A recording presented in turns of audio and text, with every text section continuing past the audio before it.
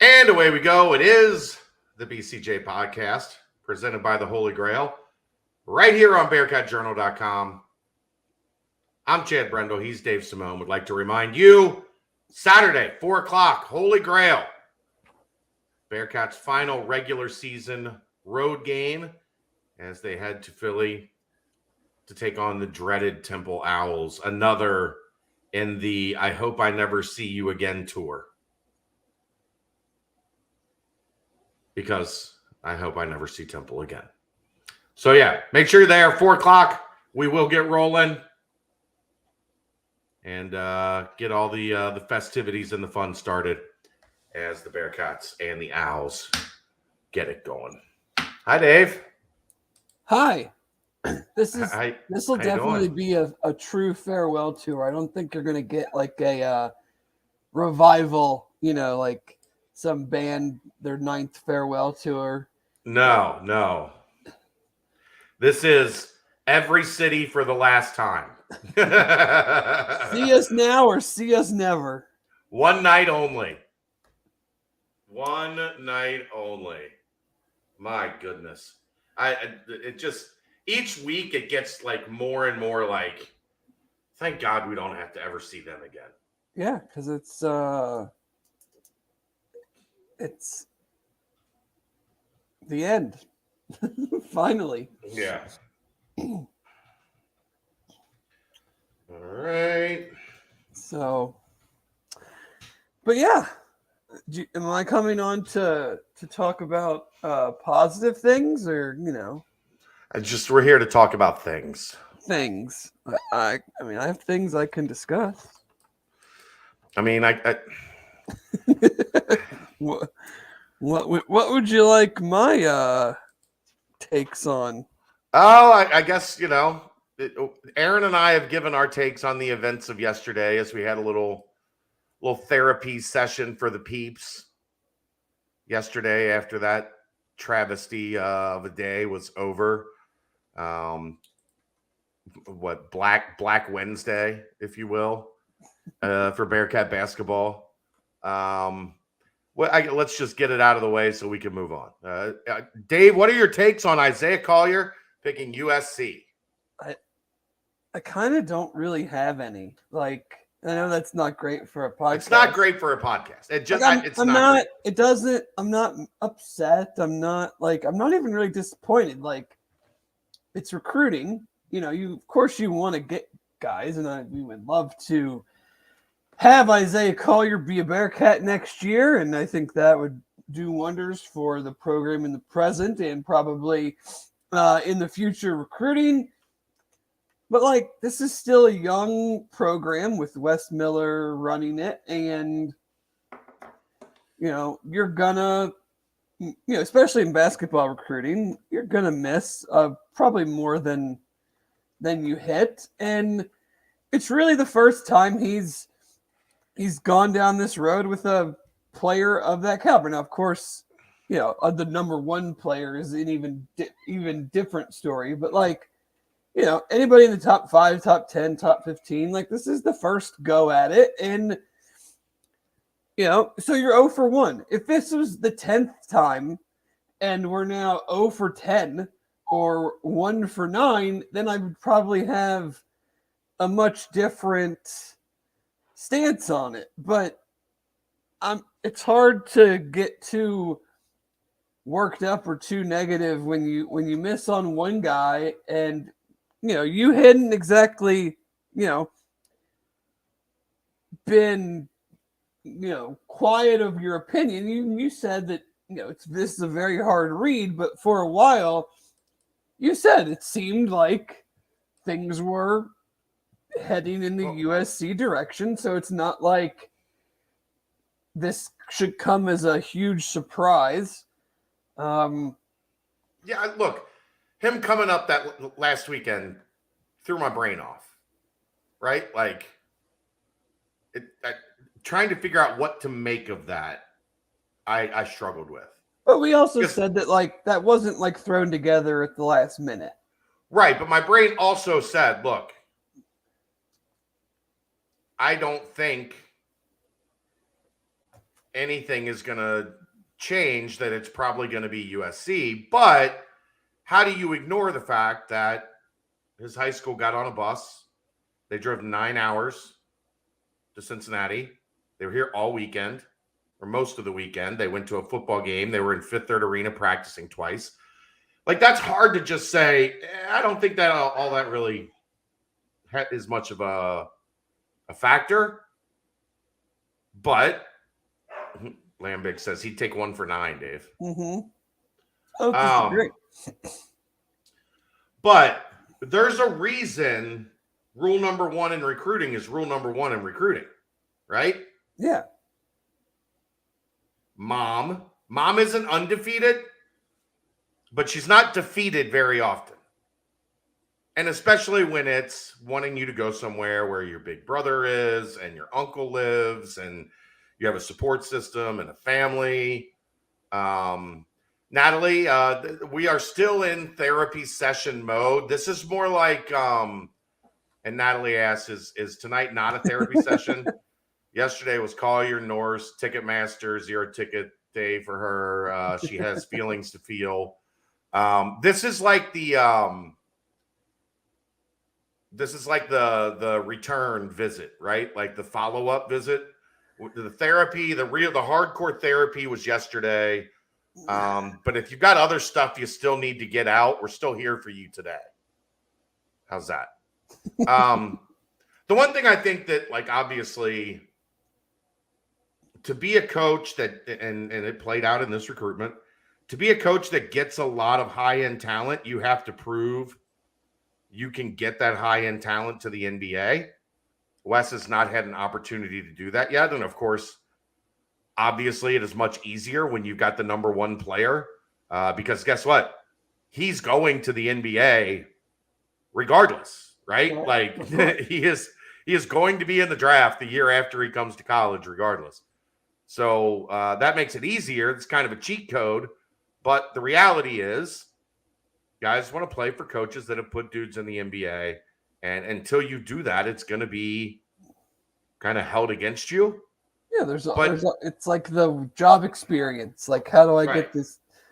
You need job experience. Well, how can I get job experience if I can't get this job? Type thing. Yeah. Well, you need 3 years experience. Well, I don't have any years experience because nobody will hire me because I don't have 3 years experience. But ultimately, man, I think the kid it would have taken a miracle to get him away from that idea of USC and living in LA and whatnot and what have you. So yeah, I mean, it's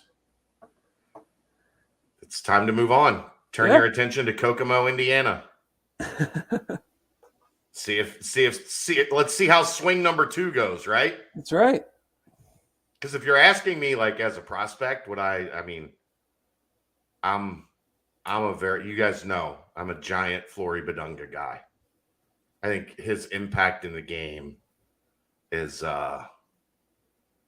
immense in many different ways. All right, let's talk about the disaster at Truett Arena last night. I've already had enough fun mocking them for no internet and their microphones didn't work and their game presentation was shit. So I won't do that again tonight. But you got to give NKU credit. We're gonna talk about all the things that went wrong. If you don't want to hear us talk about the Bearcats, Tonk, there's only one way I can help you, bud. I don't want to tell you what it is because you might do it. NKU played really well. They executed their game plan. They had a rowdy environment, and they played better than UC. Like, we'll get to the whys. We've already gotten to the whys a bunch last night on that show, but we'll get Dave's take, and then we'll be done with it.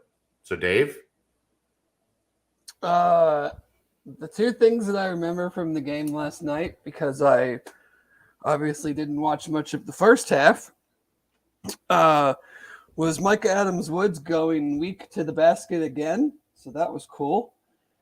And NKU running the same action at least 2 times in a row, maybe 3 times in a row to start the second half and scoring on all of them. Then I decided I would have more enjoyment of my night watching Central Michigan and Western Michigan play in 3 feet of snow, and I made the right decision. You did make the right decision. That was it was not, the second half was not fun to watch. But in reality, I think taking the shooting, you never expect to have that bad of a shooting performance, scoring performance, whatever you want to say, in the second half. Away from it, I am, we're 4 games in, so let's not totally go 180 degrees or off the rails or anything. But my concern is that all of the nice things I said last week after the first game, I'm starting to wonder if those can just be contributed to playing a Division II team. Yeah. Because as the other 3 games have unfolded, all those nice things have happened in far fewer amounts of time or segments of the game. And so you can only take what you've seen for 4 games, but I am putting a pretty big break on what I think this team can be, because a lot of the issues that manifested last season still seem to be prevalent. And, NKU played hard. They played well. Especially in the first half, they made shots. But, are they, you can tell me much more than I would know, but are they good? I don't think under any circumstance you should drop that game if you have aspirations to be an NCAA tournament team. Yeah, that definitely has to take a hard back seat right now, right? You're going to have to go out to Maui and prove that you're not the team that we watch kind of slog through these last 3 games. Right. And I'm not saying we were sold a bill of goods or we hyped up particular players too much. I mean, it is still 4 games. There's a lot of season to go. But I can't help but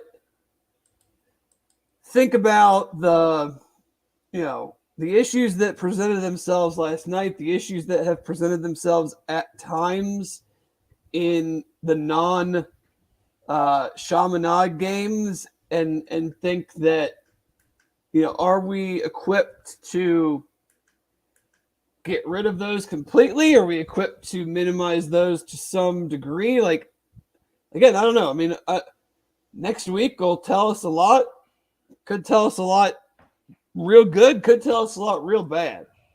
I mean, that's the brunt of what the Maui Invitational is. It can be a season maker on both ends of the spectrum. Yes. I think this is important to note. I spent a lot of time thinking about this today. When it's Oncology Thursday in the Brendel household, so you get a lot of time to think as you sit around. Just because they're better doesn't mean they're good enough yet, right? I think we've rested a lot on this team will be better than last year, right? They'll have more options. Things will be they'll be longer. They'll be a little more athletic. Still not maybe athletic enough, as we maybe found out last night. But just the understanding that they'll be better doesn't mean the problems are solved, right? It doesn't mean all the things that plagued them last year are automatically answered and erased, right? Yeah, I mean, I don't think is it really debatable that from 1 to 13 that this roster is better than last year? And if you want to look at it that way, then yeah, they can be better. But like I said, what does that mean in the grand scheme of an entire season? And I don't think like I'm not big on like telling people how they should fan, like except when it comes to like booing players or whatever. But like if you're upset about last night, I'm right there with you. Like I totally get it. And I'm not one to get like super upset about things like a single game in November. But like that was an unacceptable effort, game plan, adjustment, like the whole thing about it just screamed like just totally unprepared for that game. I don't know. See, I disagree with that slightly in that I still like I thought there was a lot of positive that came out of the first half that they went in there, they took in KU's punch. That defense is always kind of a little bit of a challenge to figure out, but they scored 40 points. They went into halftime with a lead in a game in a half that they played well for like 7 minutes. No, I agree. Like, but where I will agree with you, I think they went to halftime and said, we took their best shot. We're going to cruise. And we figured out the defense. They took their best shot. We've got the crowd kind of subdued now. We're gonna cruise. I mean, you were up this second half. You were up 4 points on the road against the team that had this game circled. Like, how can you possibly take that mentality into the second half of a game? I don't know, Dave, but that's what I saw. I saw a team that came out in the second half and thought that, like, okay, now we're just gonna walk over these guys because we took their punch, we answered, we responded, we've got this thing rolling downhill now. And it's like, I'm not excusing it. I'm saying that's what I saw happen. I didn't see a team that wasn't prepared initially. I saw a team that came out in the second half and just thought, we got this thing. They might have been prepared, and NKU just made all their threes to start the game, and that is what it is. But like, I don't know. I don't know if I'm like even trying to find the right way to say it. I'm just like, I don't think you can look at that last night and just be like, well, it's going to happen because we just don't have the roster yet or whatever. I'm like, I don't buy that. Like, I don't necessarily buy that either. I think that's such a cop out when like a coach, and I'm not saying Wes has done this at all, but like when you hear like they're not my guys thing, like this whole roster is basic. Like a very large portion of this roster is his guys. So, and I'm not saying he's saying that at all. It's more than 50%, right? I mean, 4 of your top 8 guys aren't his guys. Dave, Micah, JD, and Vic. Well, that says more about the. Does that say more about? I'm answering your question. I'm answering your question. I know, but so that's 4 of 13. But it's your top 8 guys. Get better guys. Well, I think they're trying to do that. I know, but you know what I'm saying. Like, yeah, you work with what you got, and I just like if you're not like, and NKU might end up being like, I think they were picked to finish first in the Horizon. Is that right? Yeah. Yep. And that will probably mean they'll finish second because Wright State owns them. But so like we're and our league is clearly not great. I wanted to make a comment about how terrible the league has been already this year, but then UC turns around and loses. So now UC's part of it. Last night, so they're part of the teams that have already lost to terrible teams. And like we're 2 weeks into the season and 3 teams are undefeated. Right. Like ouchie. So again, 4 games does not make a season. I just a lot of things from, and not even last night, it's just kind of been like a cumulative effect of the last 3 games prior to, or I guess what was that? 2 games. Cleveland State and Eastern Kentucky. Eastern, yeah.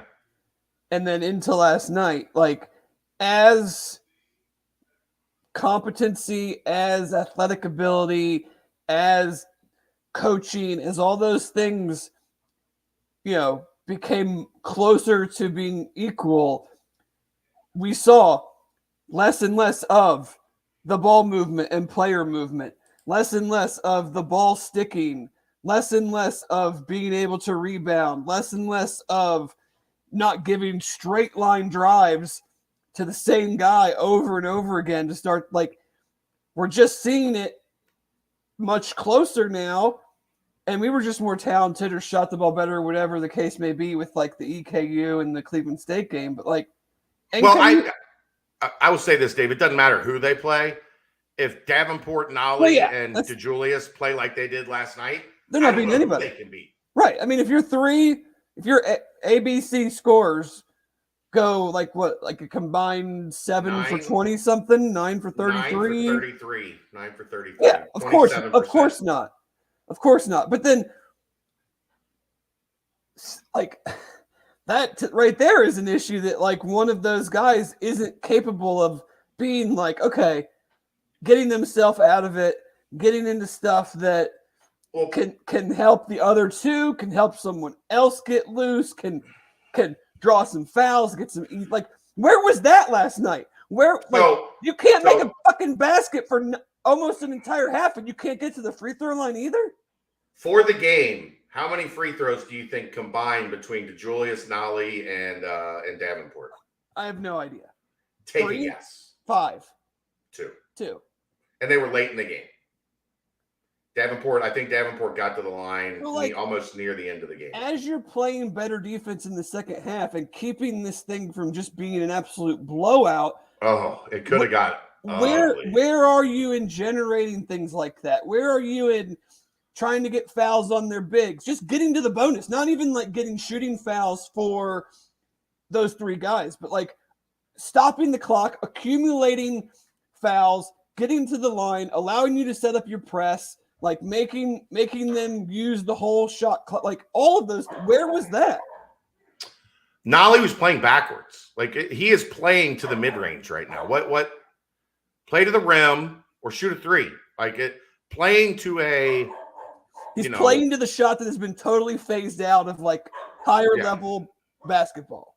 And maybe it's a shot he's typically good at, but like, you can't play to it. Like, if it's there, you take it, but you don't set up your mid-range jumper. That's not how this is supposed to work. Like, let's be honest. He hasn't been good on offense in any of the 3 Division I games. Let's hunt a shot that we're going to hit at like 40%.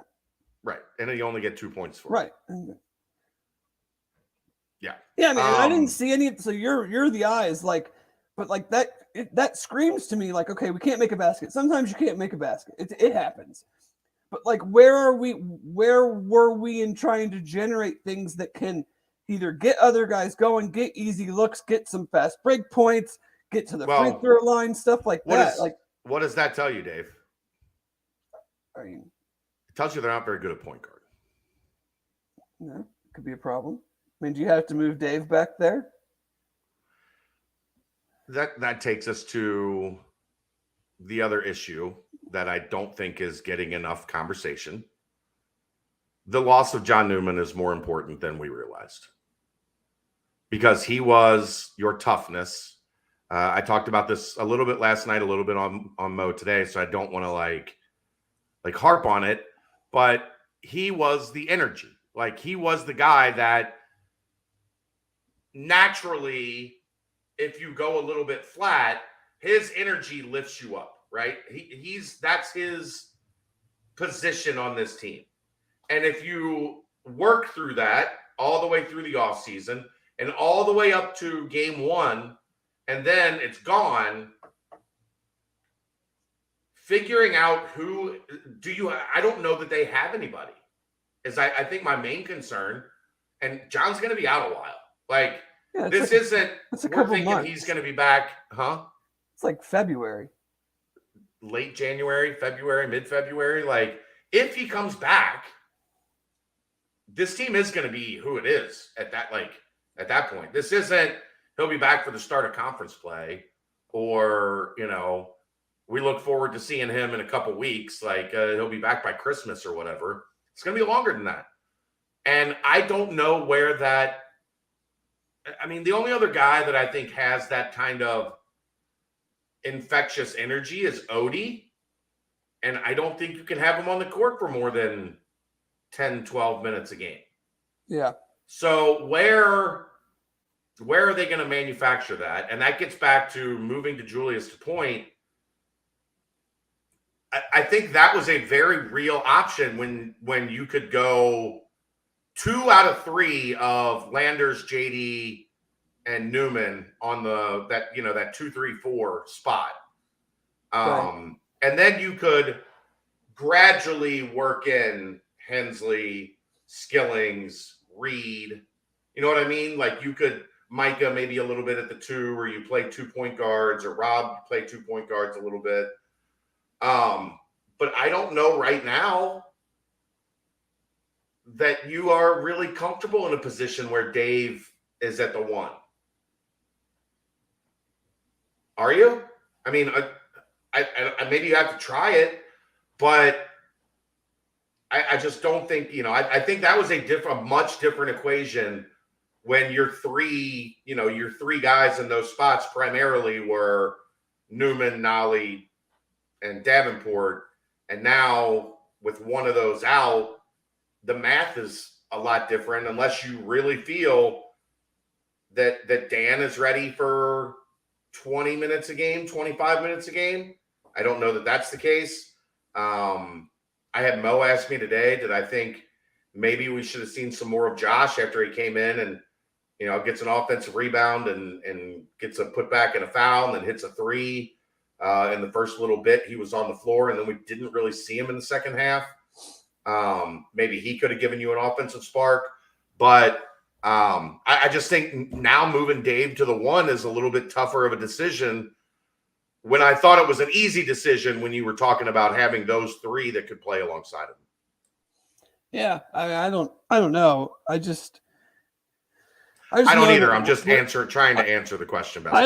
I just know that whatever they tried to do last night didn't work, and it goes far beyond just not being able to throw the ball in the basket in the second half. I agree with you. There was just again, I didn't see a lot of it, so you can clearly tell me if I'm wrong, but it just seemed like, with these type of guys and the athletic ability and how do you not just get up and down a little bit more and try to? Well, it's really hard to press when you don't make a bat, when you're not making I know. I mean, I understand that part for sure, but just like it just there has to be a way to try to generate something that might get something going. But like you said, those guys took 2 foul shots and they were at the end of a game, so they're clearly not being aggressive even against a tough zone to do that against. But NKU wasn't really making a bunch in the second half either, so no, they only scored 28 second half points. Probably could have gotten up and down the floor a little bit more and kept them from getting set and getting into what they are trying to do. I mean, I just don't know where the opportunities to get up and down the floor come from when NKU was by design. Like, that's the one thing that Cincinnati's done really well so far this season is play in transition. So NKU was ready to get back. And when you can't set up the press, and a lot of that, like, you know how that is, Dave, a lot of that is kind of momentum based. You get a steal and a layup, and all of a sudden now you're playing into their face. You're playing, they're playing uphill, you're playing downhill. And if you don't make any shot, like that's what really kind of at that middle part of the first half, they were able to play a little bit downhill and get NKU out of sorts. And they were doing a really good job the second part of the first half. I think NKU started 4 of 5 in that first segment and a half on threes, that first 2 segments on threes. And then they didn't make another one the rest of the half. So UC made some adjustments.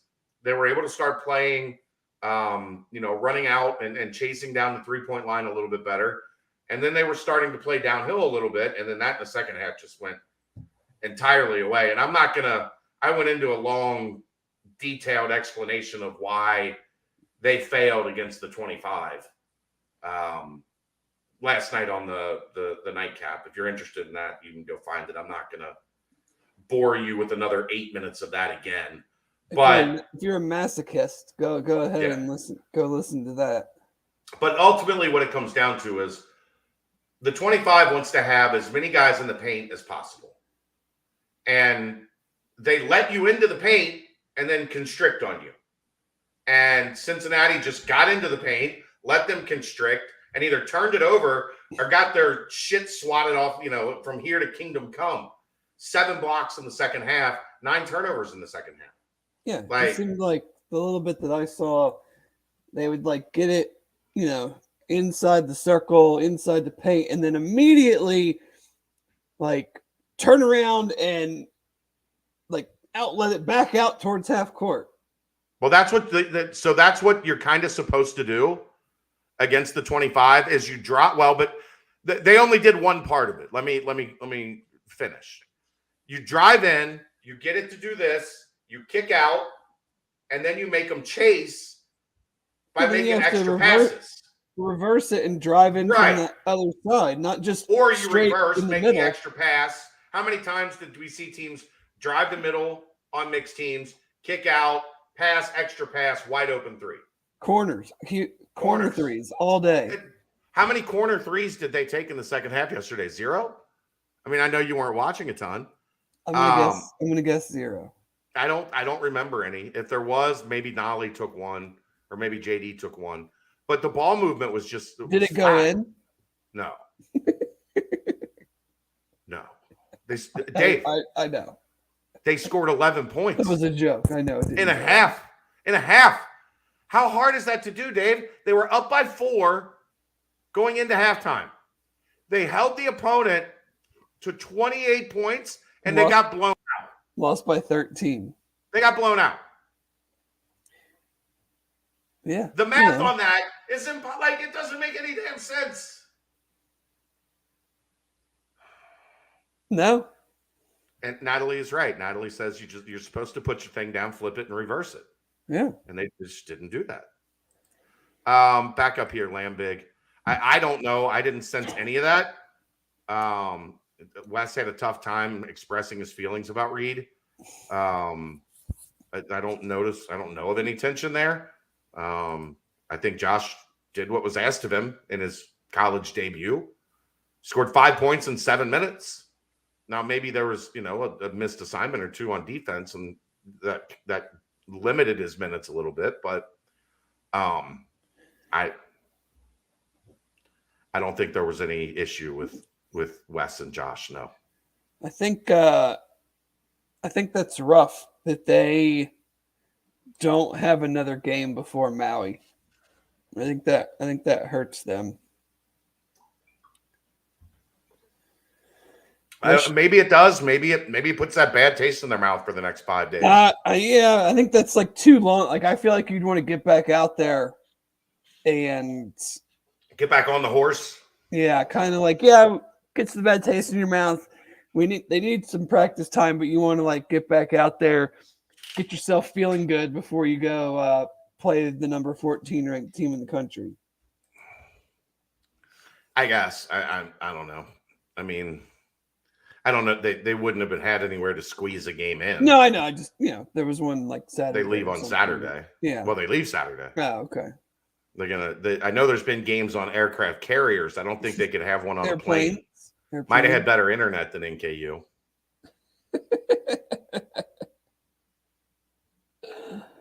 all those jokes are only good if you win.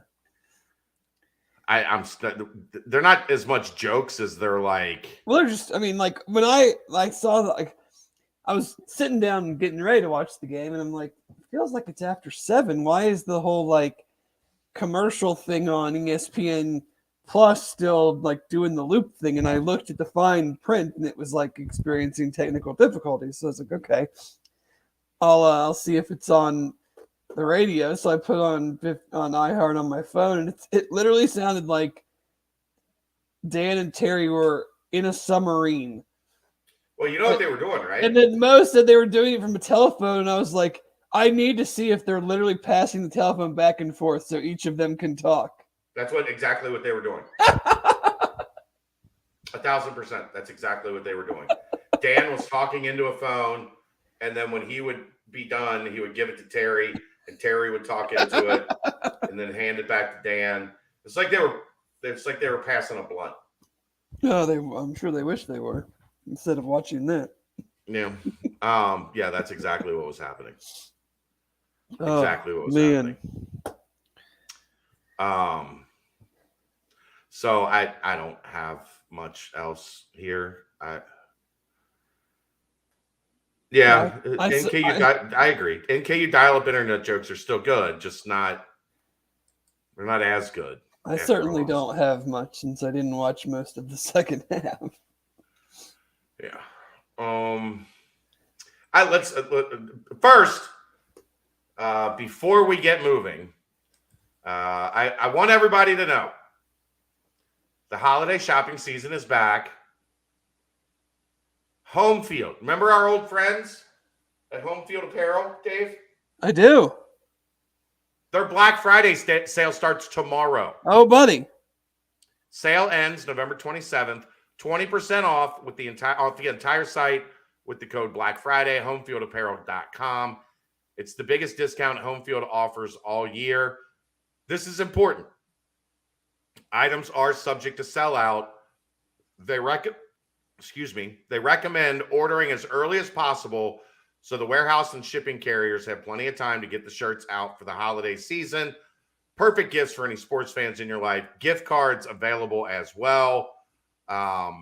Look, do you have this, Dave? Did you get this? I don't have that. This is in the top 3 most comfortable things I own. It is by far the most comfortable hoodie I own. And Jeff Howell will corroborate that detail. Aaron, do you have this one too? Yeah, I have that one too. It's really good. I mean, it's like a warm hug.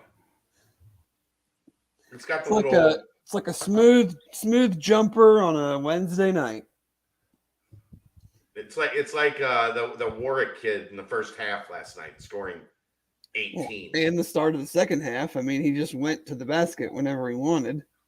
He only ended up with 22. He only scored 4 points in the second half, I think. Well, those were the 4 I saw because they were in the same set 2 times in a row. He went right to the basket, jump stop, and Vic couldn't block his shot, and he made 2 basically layups. Jeff agrees with me. It's an incredible hoodie. It is by far my favorite hoodie. Anyone listening is more than welcome to buy one for me. I will let you know where to send it. I'm an XL, so please and thank you. Homefieldapparel.com, code Black Friday, the 18th through the 27th. It's their biggest sale of the year. The Cyber Monday sale is also the 28th through the 29th. The code there is Cyber Monday. We'll get to that as we get a little closer to Cyber Monday. But so go do that. There you go. There's the hoodie. I've got the Great Midwest Champions shirt. I got the baseball shirt. They're great. I have the I think I have the 1962 championship shirt. It's all. I wish really they had. My only gripe is I wish they had more black shirt offerings. The Bearcats baseball shirt is outstanding. Super comfy. I'm not much on crew necks. Can't really crew necks wear that really my to thing. the football games. You can. The crew neck is just as soft as the hoodie. My problem with crew necks is I got a big fat neck, and they're like, they don't work for me. That's a you problem. It is. It's totally a me problem. Jeff said he's not sure if it's available in all white everything, but that would be a solid pickup as well. Ha. Remember when Aaron didn't get my alert coming on the all-white unis for this week's game? Yeah, I tried to warn Aaron about the stormtroopers. I just said dun dun dun. What's dun, there dun, to dun, warn dun, about? Dun, dun. Nothing. I was just trying to tell him without saying it. I didn't want to ruin the reveal. Oh, okay. When So I did was you trying to tell him. do this? Tuesday. On the PTP? No, on the nightcap. Oh, okay. I'm just a dum-dum. I'm usually asleep when you do the nightcap, and if I really wanted to know anything, I just call you. So Jason K says he's wearing the crew neck right now, and it's tremendously soft and comfortable. There you go. That's like a 5-minute. I'm actually wearing a Homefield Tennessee shirt right now. There you go. See, big Homefield crew here at the BCJ podcast. 1998 national champs, and you know what else is like 1998? Jeff says, and what a reveal it was on the uniforms. It is. Jeff is internet famous now. He's something. He's definitely something. But what I said to Aaron last night is, I said, Aaron, I don't know if after losing Collier and losing to NKU, if the fan base is mentally on a mentally stable enough ground to get the Stormtrooper reveal dumped on them tomorrow. I mean, they've lost like twice as many games wearing black helmets as they have wearing white helmets over this time period. So correct. Whatever. I think the Stormtroopers are sharp. It's awesome. I love the all white. They're awesome. Crisp. Now, I don't know. They'll look great in that crummy Philly weather on, getting all dirty on the grass field. Is it supposed to snow there? I thought it was. I don't know. I thought it was supposed to be nice. I'm sure. Well, how nice. Nice. 40 and cloudy is what I mean by night. Like for Philly, that is like nice. every game when we play them there. Yeah. I don't think it's going to be a snow game. No, I don't think so either. Let's real quick and again, thanks to Homefield, and we'll be promoting that here for the next couple weeks as we get through Black Friday and Cyber Monday. So, I'm going to give you the floor and just let you talk about how much fun you've had with the ECU. Buddy. Ridiculousness. It has been enjoyable.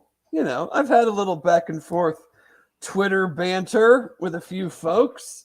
The Boneyard guys, I tweeted at them once. They deleted the tweet and really didn't say anything again. They deleted 2 of the tweets when they came at me. Like I didn't mention them or anything. I didn't mention anyone in particular. They showed up on the Bearcat Journal account, and so the thing that I enjoy doing the most is giving someone or their program or whatever a true heartfelt compliment, and then backdooring that with like a tremendous dig. Because they made a comment of something about UC's attendance and 38,000 people and blah, whatever, and I said something to the effect of, you guys have a wonderful, passionate, loyal fan base, and it's just a shame that the team can't hold up their end of the deal. and they did not like that. That was one that they deleted. I guess it was very funny that Jason Kelsey, perfect timing, put out a comment after the Eagles lost about blaming the refs. Yeah, to talking about how that's losers do that, and it is. That's what losers do. Like, winners move on to the next game. Losers come up with excuses for why they lost. And Cincinnati football program is a bunch of winners, and East Carolina's is a bunch of losers. And I feel pretty confident in saying that, given that over the last 20 seasons, the East Carolina Pirates have only had one season where they lost fewer than 5 games. Yep. So you can talk to me all you want about the refs and Brian Dirty program. Dirty program.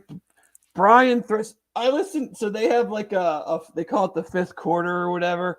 A call like a post game type call-in show. And I listened to that the other day, like several days after the fact. Monica called in, and not only is she the one that wanted Stephen Igo fired? No, I don't think so. Okay. I think that was a guy I think that wanted Igo fired because he didn't ask the hard questions either. That's the dumbest shit fans do. I'm sorry. She went so far as to say something to the effect of like, I can't even remember how she put it, but it was even more conspiratory in the respect of like, not only did UC try to it was like a conscious effort to take Keaton Mitchell out of the game, and I'm sitting there going like the safety ran like 37 yards. It was 37 yards. That was the like, that's and what he they and tracked. as the play is unfolding, he's thinking to himself, "Here's my opportunity to literally take not knowing how he would react from the hit. Here is my opportunity to take their best player out of the game." Dave, there is a 0.0% chance he knew who that was. Yeah. 0.0%. Wide receiver, tight end, running back. He was 37 yards away. And it's like it was that there should be an investigation. Yes, that they conspiracy. You should be suspended for the rest of the season and maybe not allow. I think she might have gone as far never as play football again. Never play football again. For a shoulder to shoulder hit that the helmet's accidentally contacted. I just like, I know we don't lose often. So the times that we have to come on here and talk about a loss are few and far between. Did we mention the refs at all in that UCF game? I mean, I'm sure we talk about a specific call, like in a dialogue of discussing an entire game. Like, I'm sure we talk about that was an important call, right? We talk about a call. Maybe we disagree with the call. Like the whole debacle at SMU where they're getting penalties left and right, and how yes, we talk about them. But to the extent of like the refs cost them I've seen 17 points. I've seen like just an automatic assumption that if a thing is called, then that the resulting plays are not going to equal a touchdown or a field goal or something. That's the one that always cracks me up is like, if that wasn't called, then we like, no, they still could have done something. Like, you know how many times we've talked about the Lorenz Metz penalty that it was in plus territory on a swing pass on 1st and 10 that Corey Kiner gained 9 yards, like inside their 45-yard line, 2nd and 1, turns into 1st and 25. And, what if they score a touchdown? Metz fell down. He fell down. He's a giant of a human. He fell down. But we don't have any reason to talk about that because they won the game. Right. And so it's just, and I think it all started with Mike Houston and Holton Ahlers, because that to me kind of gives fans the green light to be like, shit, if the coach thinks that, then that must be true, because I believe everything that my coach says. And like, just for him to come out and like, you can say like, yeah, that was borderline, and I think that was a bit much.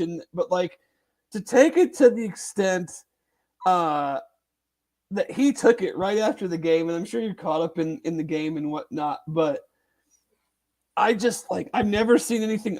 Maybe I'm being naive and being spur of the moment, but it just felt like it was very much a reaction to, we've been building for this, and we're going to lose 5 games again.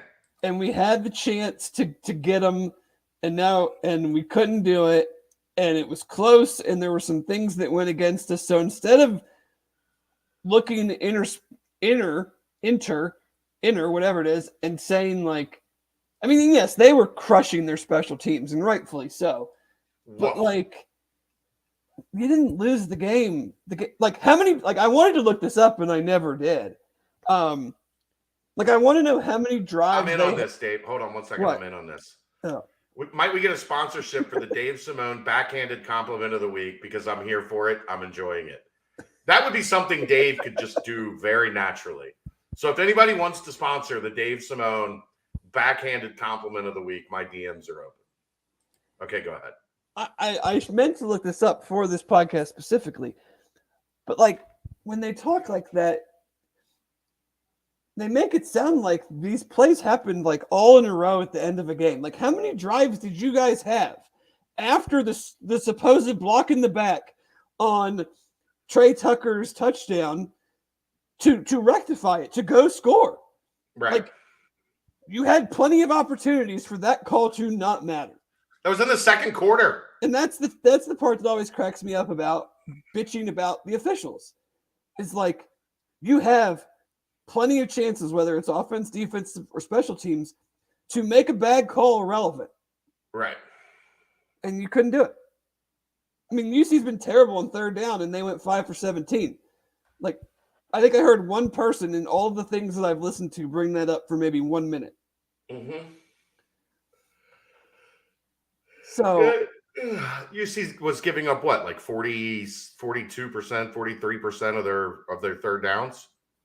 A better than a good defense should give a higher percentage than a good defense should allow. They were giving up. Tonk, thank you. $10 for Dave's backhanded compliment of the week, and the headaches I give Chad. You're gonna have to send a lot more than $10, Tonk. For that, yeah, more than $10 for that. Yeah, it's just it is. It's a complete loser mentality. You go in front of the mic and you say, you know what? We didn't make enough plays. We had a chance to win the game. All we needed was a field goal, even though our field goal kicker is atrocious. All we needed is a field goal. Go down the field, get the field goal. You know, have our 14-year quarterback lead us into scoring position, and we didn't do it. It's not that hard. It's not. Like, them scoring in that situation on those last two drives was easier than going to Lubbock and back. That's hard. That is hard. Might get moving the ball on this Cincinnati defense into field goal range. Not easy, but it's easier than a trip to Lubbock. And I give them a lot of credit. They did make a lot of good plays, and yeah, if Keaton Mitchell doesn't get hurt, is that game different? It might be, because he was kicking ass in the second half. I mean, I said it during the game. That was the biggest play of the game. For sure. But that's football, man. Like, yeah. You can't go from that and just automatically just go, that was intentional. They were trying to take him out of the game. I mean, I was in the other end zone all the way down, like on the opposite side. But when the ball was in the air, I heard Coach Fick screaming, "Code Red! Code Red!" Oh, yeah. And the other thing that they were all upset about was that he showed no remorse that he hit him and he was down. Like, that he got up and gave high five, didn't like look over at him and gave high five. That he prevented the go-ahead touchdown.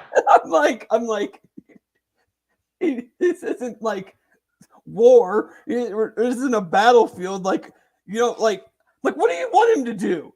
Kneel down and give him CPR, make sure he's still alive. Like, he went back to his sideline and his teammates dapped him up because it was a hard hit. They weren't dapping him up because he might have taken him out of the game. Like, it's just they were dapping him up because he made a great play from 37 yards away. It's a mindset of a program that's never played in a game that matters. It's fair. It's fair. Like, when's the last time they played? Was Jeff Blake there the last time they played the game tonight? they went 10-3 with Ruffin McNeil. Yeah. 2014, I think. I vaguely remember that. But like, I mean, just so many excuses, so much crying, so much whining. Like, I'm done. Like, so done. It's another of those teams that I'm just glad never have to see again.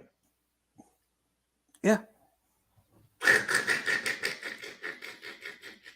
With the dirty hit out of the Cincinnati out of the way, maybe Holton Ahlers wins an AAC championship in the next 2 or 3 years. Natalie's on a heater tonight. Well, I mean, they better hope he's got another year of eligibility left. Yeah. They built it all up for this year, and now they're gonna, 8-4 at best. Got to beat Houston at home. That is a great video, Tonk. Go Bearcats. I saw it right before we started. Released a video of Sauce and Dez and their reaction to the Jaden Thompson 100-yard return. They were down in the notch by the student section because they were getting, like, shortly after that, they did the big, welcome home Dez and Sauce video. And they showed their reaction. It was really good. Were you upset that Joel wasn't included in that video? Poor Joel. Joel was back. Joel was there. Yeah. Did you get a chance to watch any of Monday night? I listened to a good chunk. That was so good. It was so funny. Oh, yeah. If you didn't get a chance to see Monday's show, go back and watch the BVP on Monday. DeBlanco and Royer together was it was something. It was something. I did want to bring up something interesting that they both talked about, or they both said, and go right ahead. I don't think this was like placating to a friend either. When you guys did MVPs, offensive, defensive, I don't even remember if you did special teams MVPs, but you did like top 3 offensive and defensive. They both said Ben Bryant. And I thought that was interesting because I wonder if that gives if a player's perspective is just much different than a fan's, in the sense of, like, those guys know what it takes to be a quarterback. The good, the bad, the responsibility, what it takes to be a quarterback in a program like UC with the expectations that is placed upon them. And it was just interesting to me because, like, if I was giving my top 3, I don't think you or Aaron or Brent had him in your top 3 MVPs, and I probably wouldn't have either. I had him in mine. You did? Okay. So he would have been 3rd or 4th, right there, like right on the cusp. I just brought up the point that he was basically on record, on pace to beat Valentino's records. Okay, I remember that, and I agree. But I just thought that was interesting that they didn't even flinch, didn't it was an easy answer for them, and I just wonder if that has a lot to do with being a former player. I did just see, and I'm trying to find it again. I did just see a tweet. Here we go. NFL. Oh, okay. Never mind. Never mind. NFL leaders by college. When I saw it, I thought it was like college leaders, and the NFL leaders by college in receiving touchdowns is Cincinnati. Does that surprise you? Wait, what now? The NFL leaders by college, like passing yards, Texas Tech, time sacked, Ohio State, rushing touchdowns, Georgia, receiving yardage, TDs, NFL leaders by college, Cincinnati and Fresno State.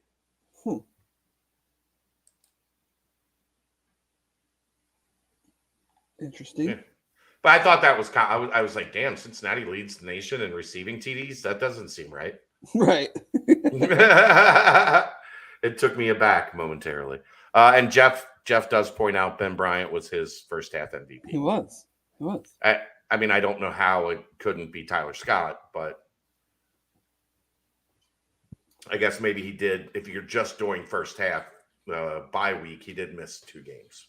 So yeah, maybe that was Jeff's reasoning. No, but Which no, I'll accept. I thought those guys were good. Joel was good. It was entertaining. Do you agree with me that it appeared, if you go back to Joel's interviews and his time on campus, it appeared that the day that the Cotton Bowl ended, they took the programming chip out of him and his personality returned? I don't know. I'm just saying that's not the guy we interviewed when they put him on the podium. That was but I think the settings are slightly different. Of course. Slightly different. But those two were awesome together. I mean, the game itself, I think here's what I think is the most frustrating thing with this team, Dave. Feels like every week they are one drive, one play sometimes, one bounce from blowing a game open. Well, yeah, I mean, look at last week. You're up 21-5, and there's no reason. I mean, they had not moved the ball at all. Right. They got a safety, and then they moved it on their field goal drive, but it was still a 47-yard field goal, so it wasn't that. And kudos to Ryan Cohen, the kickoff. They started that drive at their own 23 after he kicked off from the 20, so that was pretty outstanding. Well, that you talk about bad special teams. That was dumb as shit to grab that ball. That ball was going out of bounds, and I believe on the free kick, if it goes out of bounds, you get it at like the 40 or the 45. I don't know that rule specifically. Well, it's a spot it's a spot thing. Yeah. So on kickoffs, you get it at the 35. On the free kick, it moves back 10 yards or 15 yards. It moves back 15, so it's probably at the 40. Yeah. Yeah, like you get it in phenomenal field position if that ball goes out of bounds and the guy grabs it and just starts running sideways. Yeah. But they've done nothing. And then a 72-yard touchdown pass. So you're just like, Jesus, all you gotta do is get one stop. And yes, there's no sure thing that we would have scored. But that was fairly close to the end of the half. If you get the stop there, you would think at worst you're going into the locker room 21-5. They get the ball. Instead it's 21-12. They get the ball. They score again. It's 21-19 or 24. And then it's like, well, here we go again. Another, one possession type game. So, yeah, I mean, it's happened almost every week. They're up 2.5, 3 scores. And SMU, they just kick a bunch of field goals in the game. They should have been up a ton. Tulsa could never get that, one touchdown to push it to 17. Yeah, it was just it's just their MO, and I don't. Temple is not good. What they've done offensively. Well, no, it's a mirage though. Sure, but they're not terrible. They're pretty bad still. Yes. Their defense, we'll get to it. Their defense is odd to say the least when you break it down. But yeah, I mean that's just what this year is. And then Justin had asked Coach Fickle, does this remind you of any other season? And he was very quick to be like, no, this definitely does not remind me of any other season. But it, and Justin wrote a good article, as he does, kind of comparing to 2018-ish, 2019, and a lot of similarities. But this team knows how to win, and that is mainly because of 2020 and 2021, where in 2018 and 2019 they were learning how to win.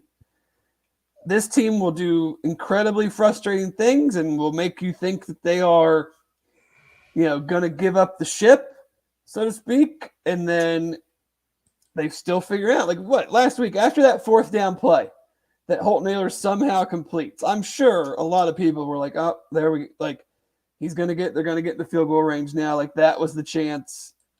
And this guy's gonna make a field goal and we're gonna lose by 1.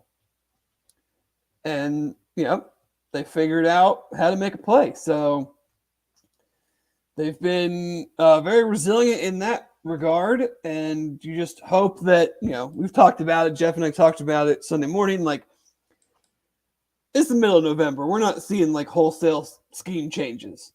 Right. You just hope that the areas that they've been inconsistent, they can become a little more consistent. And you just hope that, like just taking red zone, for instance, like they're one of the best teams in the red zone in converting and one of the worst teams in converting touchdowns. So like if you go into the red zone a couple times this week and you convert touchdowns instead of field goals, that changes so much about the game. So much about the game. So any game, obviously, like if you're just giving away 4 points every time because you can't get it in the end zone, then that's going to allow teams to stick around.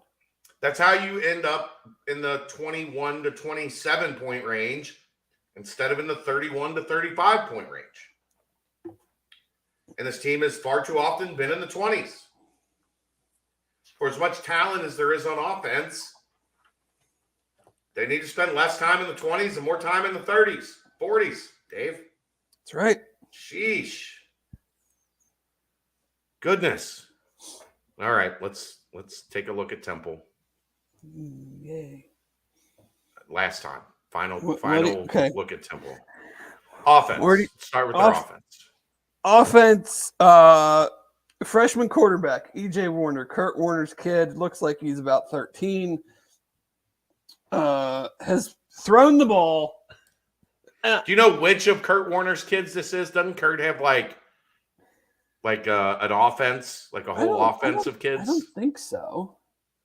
For some reason, I feel like Kurt Warner's got a gang of kids. I mean, maybe.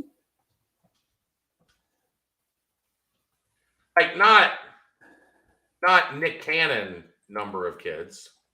7. He's got 7. Oh, he had some. He had some prior to this marriage, but he's got 7 children. 7. Yeah, that's a lot. It's a healthy. If you have more kids than Luke Fickell, you got a lot of kids. It's a big number, but no, he's been pretty good. I mean, I think he's been probably a lot better than they maybe anticipated and what most freshmen would be. But he's 58%, which we know what that means going against this defense. Yeah. Natalie, I knew Phillip Rivers had a bunch. I thought Kurt Warner had 1 or 2 more. Maybe it was because I was thinking or knowing that he had a couple from a previous relationship that made the number a little higher in my head. But 7 is still a lot of kids. Okay, sorry. My bad. You're Continue. Good. But still 58%. We know what that typically means. 13 touchdowns, 9 interceptions. The wild number is he's only been sacked 7 times. So their offensive line, in a pass protection standpoint, has been awesome because he threw it 59 times last week. The fewest number of throws he's had in the last 5 games is 36. And he's been in the mid to upper 40s, I want to say 3 times also. Mm-hmm. So to drop back that often and only give up 5 sacks total in their last 5 games is really impressive. And I think part of that is, I think it's a lot of quick stuff. Their highest receiver yards per catch is only 13 yards. So, in comparison, Tyler Scott's is almost 17. It's a lot of short stuff, yeah. So it seems like it's a lot. But, I mean, last week he threw for almost 500 against Houston on 59 throws. No sacks, no interceptions. They're going to throw it. And so we'll see how that does against this defense, how that does. This will probably be their first real cold game because last week they were at Houston. The week before they beat South Florida. I don't know if it was in Philly or in South Florida, but they are a throw team. The running back Edward Sadie has 575 on the season, which seems all right. 265 of that was in one game against South Florida. So, Right. they averaged 1.8 yards per carry against Houston. They really don't run the ball very much at all. I mean, if you're throwing the ball 59 times, if you're throwing the ball in the 40s on a consistent basis, like that means you're only really running it 20 to 30 times total in a typical college game, say 70 snaps. If you're throwing it almost 50, then where are you running the ball? So they're not really running it that much. Jose Barbone, leading receiver, 54, 727, and 2 touchdowns. Ahmad Anderson, 3 touchdowns, leads the offense. But even with like the big game against South Florida and the game last week, they're not efficient offensively. Like their offensive efficiency in the FEI in the one site that I go to is 116th in the country. So on the grand scheme of things, they've been better the last 2 weeks, but it's still not an efficient offense. Their 3 wins are Lafayette, UMass, and USF. Not great. No. Like Sagarin ranks division what they call A and AA, which is FBF and FCS. And they're 125th with 14 FCS schools ahead of them in Sagarin ranking. So, I mean, offensively, like, they're going to probably complete some stuff. It's a matter of third down. Their offense is 114th in third down. So, like I said, this leads to their inefficiencies. Like, they have ability. It's a lot of shorter stuff. It's a lot of get the ball quick. Probably has to be that way with a younger quarterback. I think he's been a really good decision maker. Obviously, 9 interceptions for a young guy. To have a plus touchdown interception ratio as a true freshman on a team that doesn't have a lot of like playmakers and a defense that's not very good is pretty good. Like he can make plays. They have the ability to make plays, but it's the stuff we've always talked about: the sustaining drives, if they don't make a bunch of big plays or there's a bunch of busted coverages, it's tough to see them doing this on a good defense. Like they really struggled with Navy's defense, gave up 4 sacks in that game. Navy's defense is pretty good, shows you some different looks. UC's is still much better than Navy's and will show them things that they probably haven't seen much of. Unleash the beast. Let Ivan go back after the quarterback.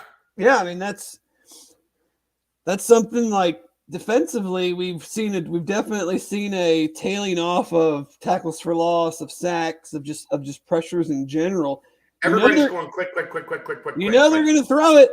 So you either like try to bring pressure because it's coming out quick, so you may as well bring pressure, or you try to jump in spaces because it's coming out quick. And there's only so many routes you can do if you're trying to run quick game. You know what's funny to me? No. Like if you're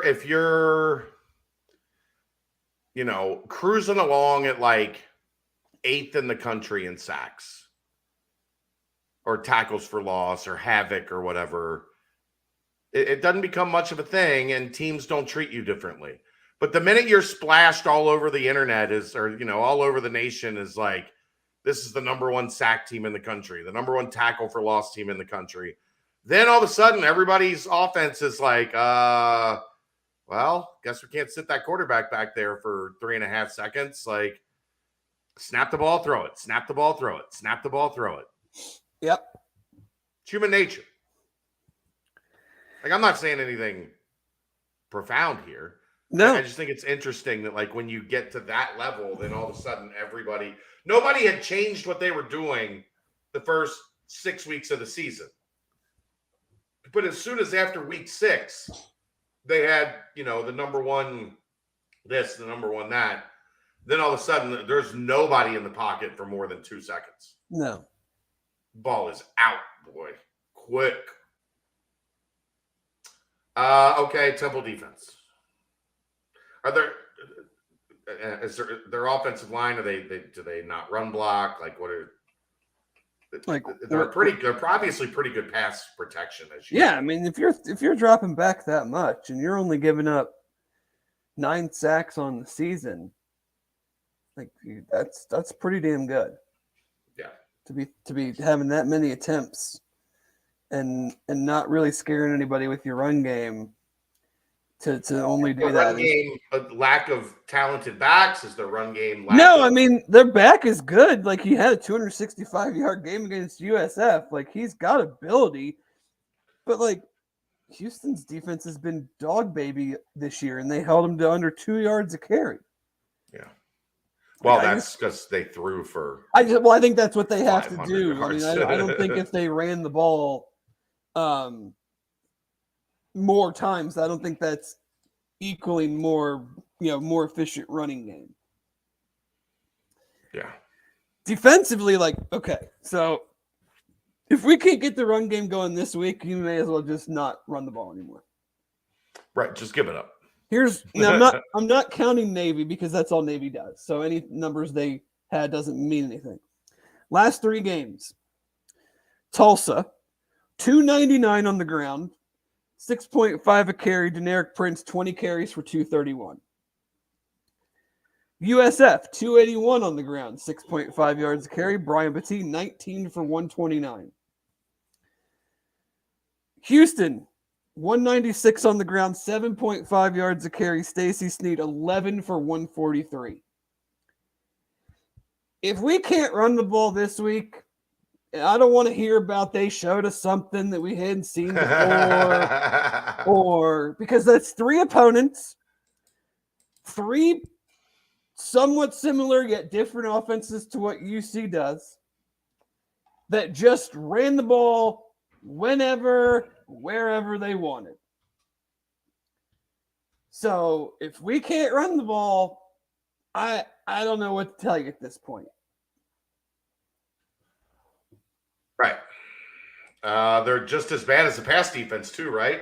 Well, yeah, not great. And I think they're top 10 in sacks, 32, top 5 in tackles for loss, because I think they just look at it as like we've got to pressure out of our minds to try to get to stop teams, because they're certainly not stopping it lately against the run. And, they're 102nd in opponent passer rating allowed. Mm-hmm. They're 64th in yards per attempt allowed. They're 70th overall in yards per play allowed.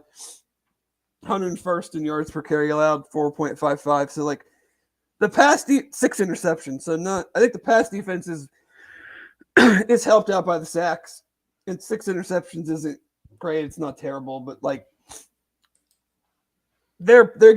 I feel like, again, haven't watched a ton of Temple football this year, but those numbers tell me that they're just selling out to try to force 2nd and 14, force sacks, force turnovers, because they know, if you stay in anything relatable to a normal down and distance, they're going to have a tough time. Their defense is pretty good on 3rd down, 38th.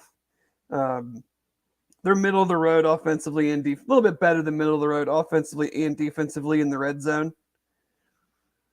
But, I mean, we better be able to run the damn ball. That's all I'm going to say.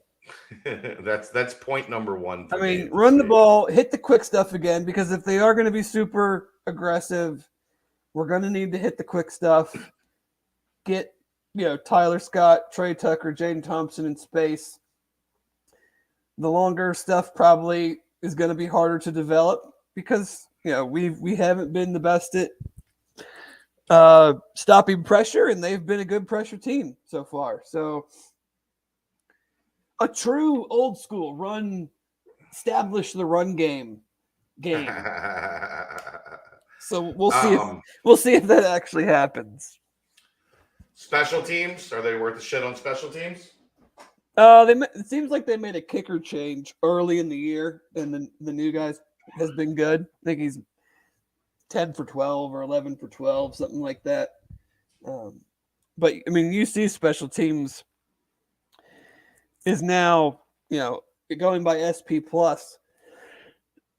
Defense is 19th, special teams is 22nd. Their special teams is 72nd. I don't know how you compute special teams and something like that. So 72nd to me tells me that it's like it's fine. It's certainly not good, but it's not like, holy shit, this is going to cost us the game if it's close type of situation. Okay, I'm just gonna say, Dave. What are you gonna say? I don't know how I can trust S&P plus special teams if UC's 22nd. How are there 21 other better special teams than UC?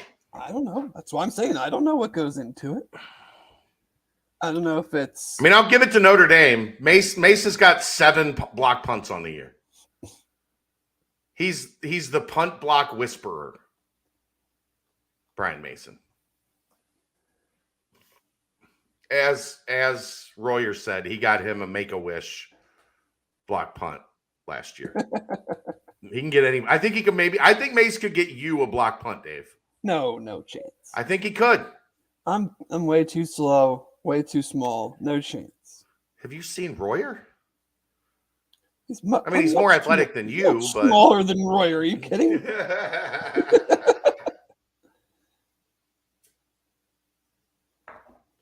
I'm just saying, 22nd seems. Well, Notre Dame and SP plus special teams is 41st. Because their only thing they really do on special teams is block punts. Yeah, I mean, I have no Western Kentucky is second, South Carolina is third. Like I have no clue how that happens. No idea what the equation is for that. No, it's the Monday podcast is the Gunner podcast.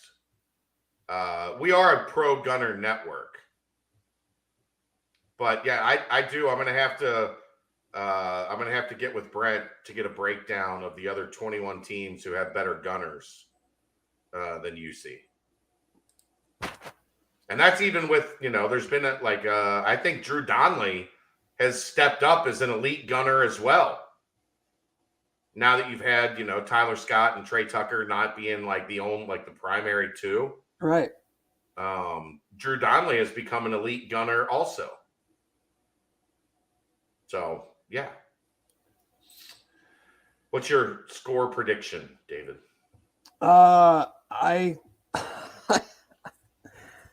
was asked to write and answer some questions for our Temple site on 24/7. And did you have him answer any in return, or no? You didn't do that this time. I did not. Brent's sick, so I don't know that we're gonna have a Temple preview. Oh, that's disappointing. I know he hit me up with a text this morning and said he had a fever and could I call you, Carrie, me, and Aaron and have us cover for him. And I was like, Dave's working, then he has to go get his kid, and we have to do a podcast. I've got Kelly's, it's Thursday, so this is Cancer Day. Aaron's got a baby. I don't talk to Carrie like that. No, Brent is actually sick, Tonk. This time he's actually sick. But So if anybody wants to write the Temple preview, just send it to me. I'll post it tonight under BCJ staff. Just transcribe what Dave had to say in this podcast. Send it to me, and then I'll publish it. Score anyway. Score prediction. I think I said 34-24. 34-24. I'm kind of to the point I don't really care how bad the opponent is. Show me you can blow somebody out, especially on the road in a place that's going to be literally family and friends. And this team just plays close games, especially in conference play. And until they don't, it's kind of the same thing I say about like until they lose at home, I'm not going to think they're going to lose at home. Steven says that I can type up 200 words for you. In order to cover for a Brent preview, you're going to have to add another 2,500 words. 2,500 words. I see. Who's Tulane even playing tonight? SMU. SMU's doing right. SMU things.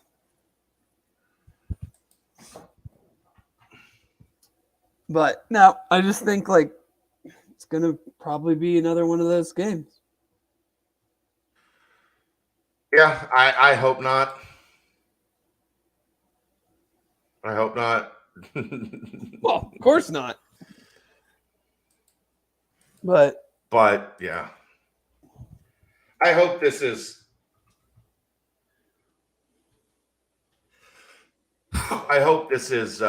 when we start to see that like we want to be playing our best at the end of the year. Yeah.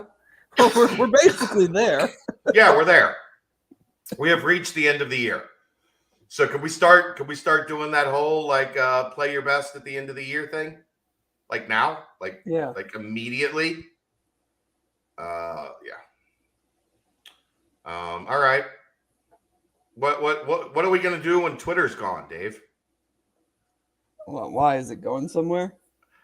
I don't know. That's the word on the street. Twitter's doomed, Dave. Oh, okay. It's doomed. Is there anywhere where I can fade that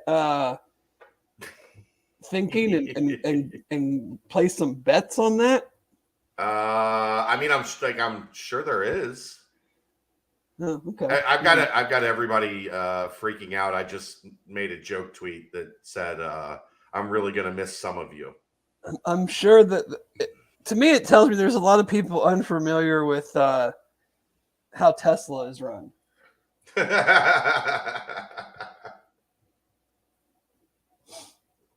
Doesn't like if you have a problem with your battery in a Tesla, like you're just out of Tesla.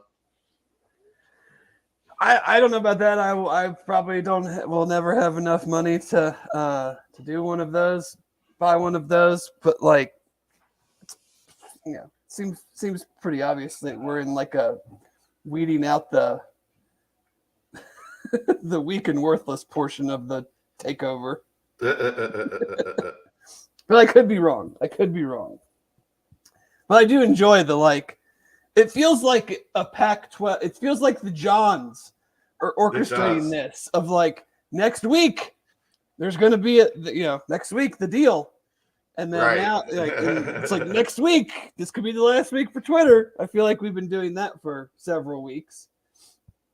Can I talk about one more thing at NKU last night? Sure, go ahead.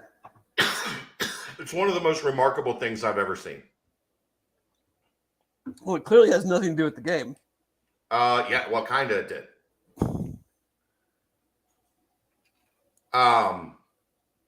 The guy that runs the scoreboard at NKU has the fastest fingers on the planet. Really? So me, Justin, and Keith were all sitting behind the basket, like where the NKU bench was. So pretty good angle on like when the ball goes through the net. Yeah. And we were all playing a game to see if when the ball went through the net, we could get our eyes to the scoreboard before it changed. Before he added the points. I think I was able to do it once. I looked as it changed once. Every other time.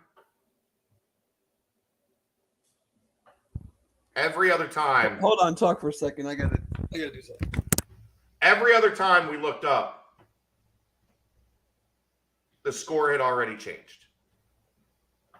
That guy, whoever that guy is, and apparently it's like the regular announcer, because I know a buddy of mine does some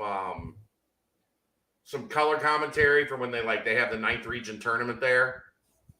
And he does some color commentary. And he said he has given the wrong score before because in his mind, there was no way, like the basket goes in, he looks up at the scoreboard. This is how it normally goes. you had like a second or two buffer. Yeah. So he would add the points as if they hadn't been added on the scoreboard yet. But they already had. So he was 2 points off because he added the points. The guy just beat him. I'm convinced he was cheating. I don't know how. I don't know how. How do you cheat at that? I'm not sure. I haven't figured out. How would he know the basket went in before anybody else did? I don't know, Dave. I don't know. What is he, telepathic? Maybe. Like that, I'm kind of thinking something supernatural was happening. That man had the score on the board. Like as soon as the ball went inside the orange, the score was on the board. And he was never wrong. Like you know what I mean? You would think somebody that was doing that, like, and the ball would pop out. Yeah. It never happened. See, I'm starting to wonder, Jeff, if he was a time like he has the play-by-play like sitting in front of him, and he knows 2 points are going to be scored by this team at 16:34 on the clock. If that was the case, he would not be working an NKU game. He would be but maybe it's a front on an island somewhere. Maybe he just loves Northern Kentucky. Maybe he has $2 billion from gambling. I don't know. He just loves Highland Heights. Is his name Biff by chance? No, but the new Charlotte coach's name is Biff. Yeah, it is. Norse sorcery. Natalie, I don't know. I need to have Justin on to talk about this. Because the entire game, we were all just sitting there marveled. It was remarkable. I told Kareem, the photographer for the Inquirer, about it, and he thought I was joking. And I was like, no, I swear to God, when you're sitting on that baseline in the second half, it was like Kareem was walking to the workroom to get up pictures from the first half. And I was like, I'm dead serious, dude. When you're sitting down there in the second half, try this. Try to have your eyes beat his fingers to the scoreboard. Well, he has a finger, he has his finger on it. And so he's just waiting to hit it. And so your eyes can't go as fast as you can't. But I mean, look, Dave, it was like as soon as the ball crossed I was trying to beat him. Well, did you go ask him about it after the game?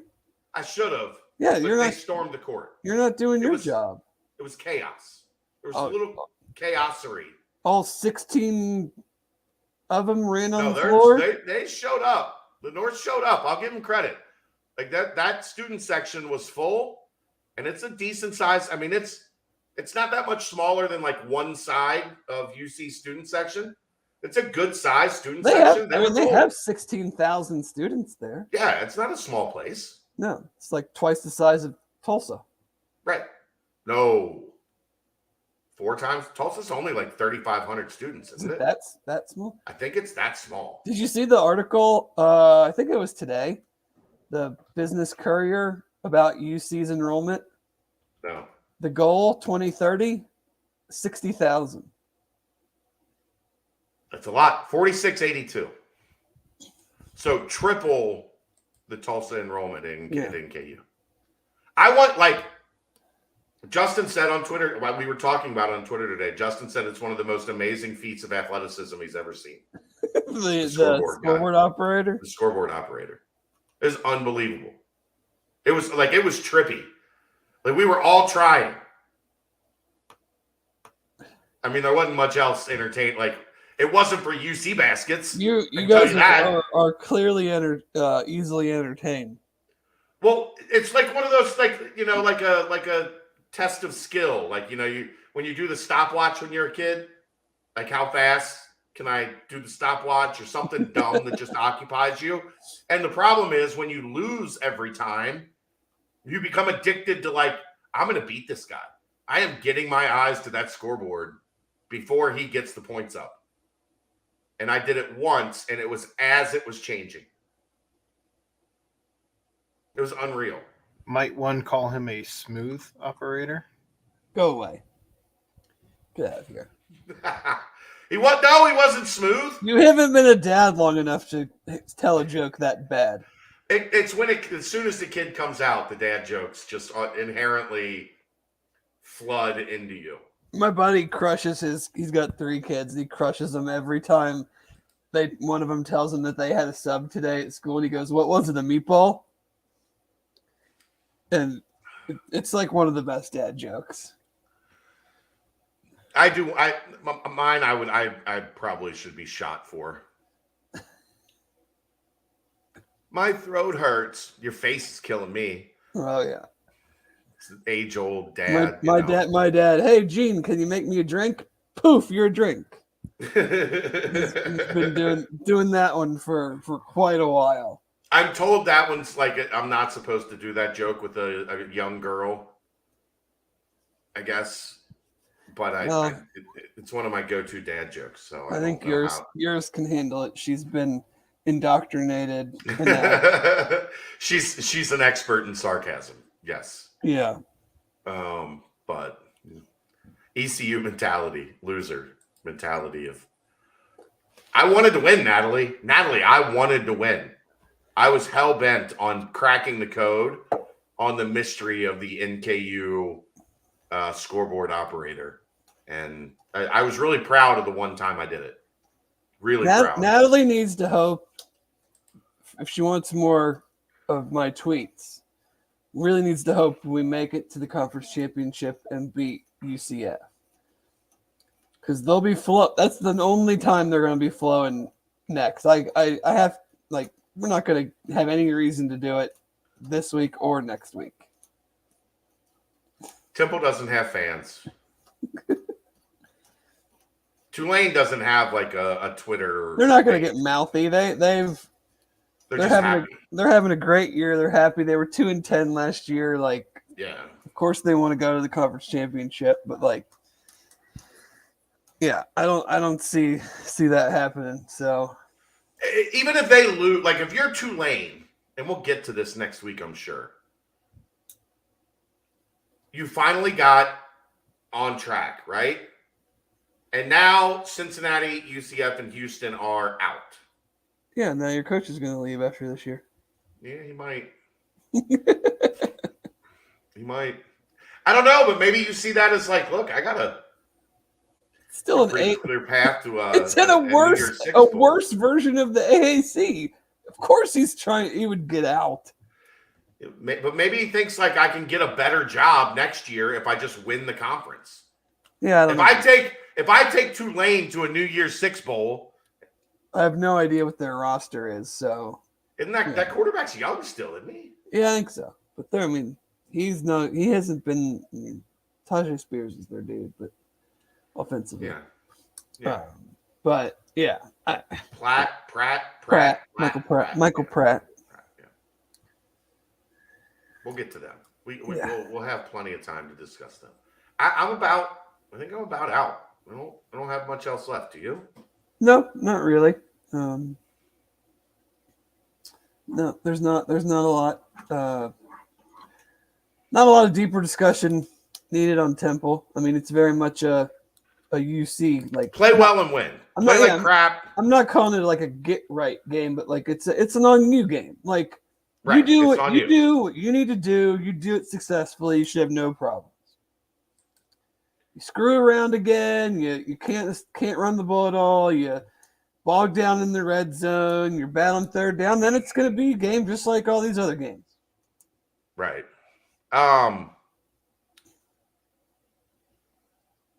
Do you like the Stormtroopers? I love all the uniforms. I don't give a shit. They're all great. Okay. I mean, there's ones I enjoy more than others, but sure. I think it's a great color scheme, and I'm fine with the design. And they win a lot of football games. They, as Joe Burrow said, play in a parking lot. As I will say, wear Bumblebee costumes for all I care. Win the damn games. You play to win the game. Yeah. So yeah, they're fine. Aaron's a big Stormtrooper guy, isn't he? Or is that I Jeff? like him. Jeff is the bigger one. He was actually on the video that UC put I know. out. Yeah, I know. He already bragged that he wanted to make sure. So we're gonna put a that counter on him. That doesn't count as one of the counts, but I'm sure he'll appreciate that I mentioned that here. I enjoy white helmets. I have no problem with them. Mo made a great point today. Bengals do white helmets. Everybody loses their shit. We love the white helmets. UC does white helmets. The world is going to end. Yeah, because they lost a game. Everyone loses their shit just for 13 years ago to a team that had Jesus Christ on it. And Satan. Yeah. Too bad they didn't cancel each other out. They were both awesome. Yeah. I would like to see them do white, the throwback basketball unis that say the Cats. Yeah. They should do white helmets and put that on the helmet. That would be dope. Or the old school block UC. I like that too. Yeah. I'm going to have to talk to Homefield about getting one of those, the Cats white hoodies. No. See, I don't like I like white unis. I don't like white apparel. I'm like short and chubby. What am I going to wear white for? It's not slim. Maybe black with the Cats. Black would be cool. In red. The Cats in red. In red and white. With the white trim. Yeah, some like white drawstrings like you have on that one. A black hoodie with white drawstrings, and then it says just white the Cats on it. I think I would like red the Cats with white lettering. Or white like outline. Yeah. Or white with red outline. Either way, I would be perfectly fine. All right. We're just talking now to talk, and we promised we wouldn't do that on this podcast. So signing day. Month.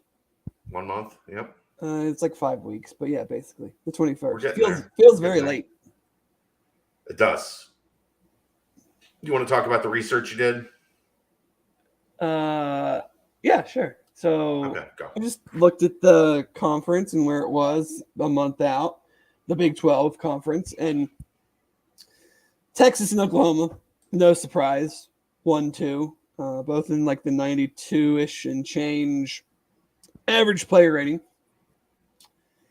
The interesting part, not necessarily surprising part, but like 3 through 8, the next 6, all separated by less than 1 point. Right. Which is, virtually like one recruit here or there. And I think that's fine. I think that's about what to expect. Like when Texas and Oklahoma go away, we've talked about it a ton. Nationally, they talked about like the parity, the competitiveness of the conference. Like there's going to be teams fighting every year, 5, 6, 7 teams fighting every year that think they can win the league. And, even BYU, who was last, is only like 2 points and change away from third. So it's like, right, we're in a conference where like the discrepancy or the disparity between UC and last in the American was a lot, right? Yeah. You're going to a conference where the discrepancy in talent is going to be like this. Yeah, keep talking. I want to actually look at that real quick. Okay, I will keep talking as Dave looks at that real quick. I mean, that's like, you wonder why everybody's kind of excited about the Big 12 is because there isn't this wide talent gap. And even Oklahoma and Texas are supposed to have a wide talent gap, and Oklahoma has played like they have a wide talent gap for a while. Texas has not. But everybody else is pretty much packed in here, except in the past, maybe Kansas, but they seem like they're on the come up a little bit. The disparity, and Navy doesn't count, really, I guess. But the disparity of they don't. But like if you look at, I won't look at this year because we're recruiting to the Big 12. Right. So let's just look at 2022 as an example. This is going much because the slower majority of that class than committed 2. before Cincinnati was going to the Big 12. Right. So last year, UC was second in the conference, average player rating 88. Tulsa 82. You're breaking up. Say that again. East We're Carolina losing you. 82.4. Oh, sorry. Tulsa was 82.64. East Carolina was 82.49. So you're talking about like 4 points difference Per player on where average. now, right, per player on average. Where now, like UCF, I think is third, 87.91, and BYU is 14th at 85 and change. So like 2 to 2.5 points difference between third and 14th, versus in the American, UC was 4 points difference from second to 10th. Yeah. It's a I think UC is whole new world. sixth right now, and they're like half of a point from UCF at third. right. So Yeah. It's gonna be different. All right, everybody take a break. Go to the potty, do what you gotta do, and then Dave and I are gonna be done. But we will come back here on this very channel, and make sure you like, you subscribe, you do all that fun stuff. We'll be back on this very channel with the Rocket Truth from 9 to 10. So thanks to Holy Grail, thanks to Homefield Apparel.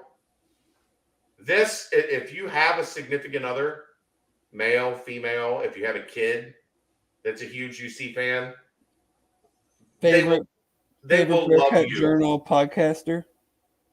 Your favorite Bearcat Journal podcaster, not named Ryan Royer. So Dave, get them this for Christmas.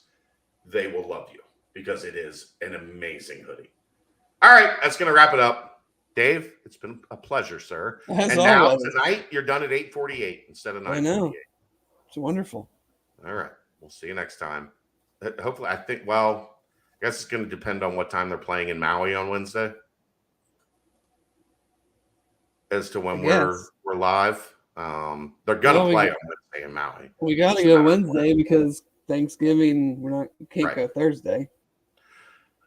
So the time of this is dependent on when they play on Wednesday. We'll figure it out. Do you work Wednesday next week? Some. We'll get it done. Yeah. One way or another, we'll get it done. He's Dave Simone. I'm Chad Brendel. We'll see you next time. It's the BCJ podcast brought to you by the Holy Grail right here on BearcatJournal.com.